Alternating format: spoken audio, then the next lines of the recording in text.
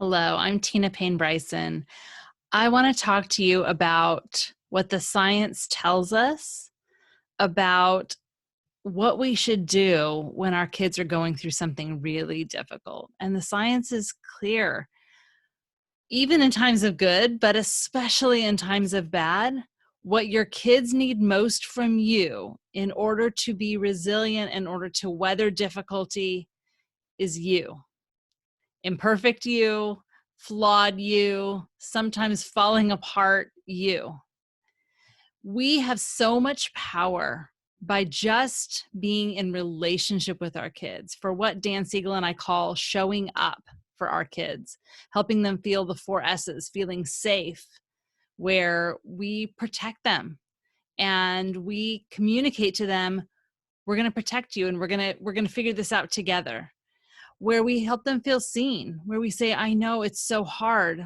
I get it. I see what you're going through.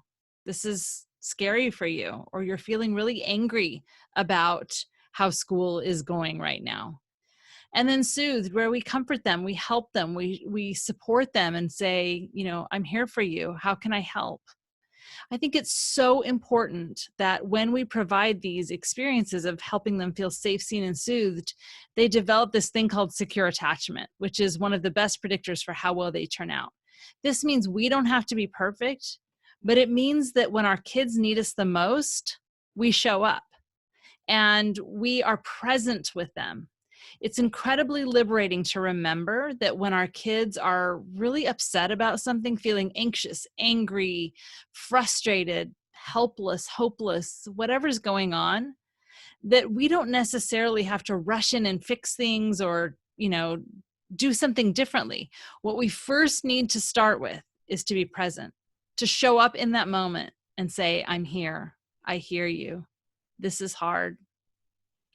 Listening to them, really being there for them. The other thing I want to say is that we know that we have this inborn system of resilience, and it really is about connection. And so just really being available to your kids in really connected ways is so important, but you can't do it all the time. You don't even need to do it all the time, according to the research.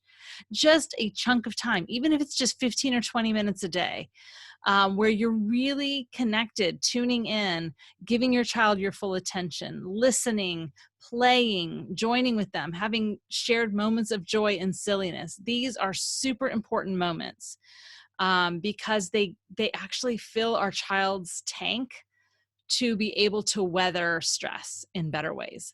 The difference between toxic stress and tolerable stress is not necessarily the event itself. What makes something tolerable, where it's hard, but we get through it, and then we have more resilience because we know we could do it, and something being toxic, where it undermines our resilience, it makes us more fragile.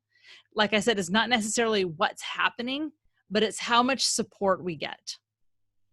And so this is where we make the difference. This is where it's like they're riding up a slope that's so steep they can't get up.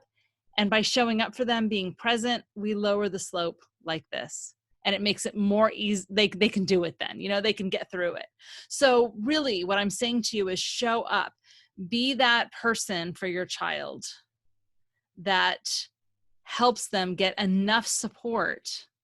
And really they feel that just by spending time with them, by playing with them, all of those things I mentioned. And then for you too, you need your stress to be tolerable instead of toxic. So make sure you have people that can connect with you and support you and show up for you and help you feel safe, seen, and soothed. Focus on that, and things are going to be so much better in terms of behaviors and what's happening in the moment, but it will also really bolster and cultivate your child's resilience. That's what kids need most from you, is you. Just show up.